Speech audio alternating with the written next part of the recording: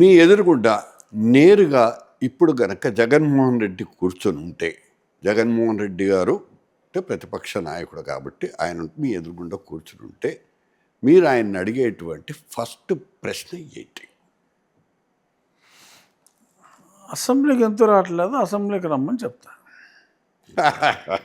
ఆయన రానంటున్నాడు కదా, మీ భయంతోనే రావట్లేదేమో,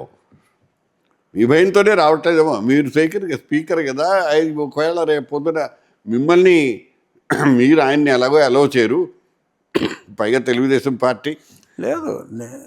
జగన్మోహన్ రెడ్డిని నేను అసెంబ్లీలో కలవటం జరిగింది ఒకసారి.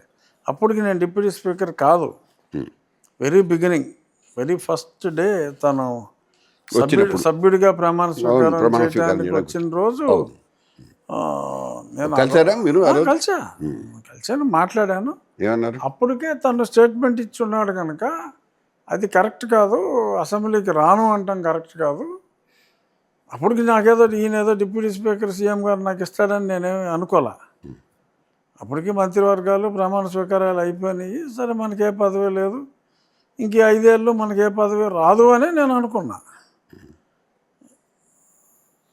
ఆ సమయంలో కలిసినప్పుడు అసెంబ్లీకి రానంటాం కరెక్ట్ కాదని చెప్పి నేను చెప్పాను. మిమ్మల్ని డిప్యూటీ స్పీకర్గా పెట్టడం వలన తెలుగుదేశం పార్టీ స్ట్రాటజికల్గా వ్యూహాత్మకంగా వ్యవహరించింది, ఈయన్ని సైలెంట్ చేయటానికి బెటర్ ఏమో అనేటువంటి ఒక వాదన ఉంది బయట.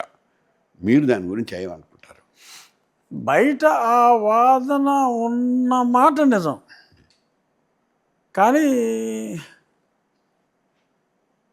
అంటే ఇప్పుడు నేను సైలెంట్గా ఉన్నానో లేదో నాకు తెలియదు. మరి ఇప్పుడు నేను సైలెంట్గానే ఉన్నానా? అది మీరు అంచనా వేసుకోవాలి.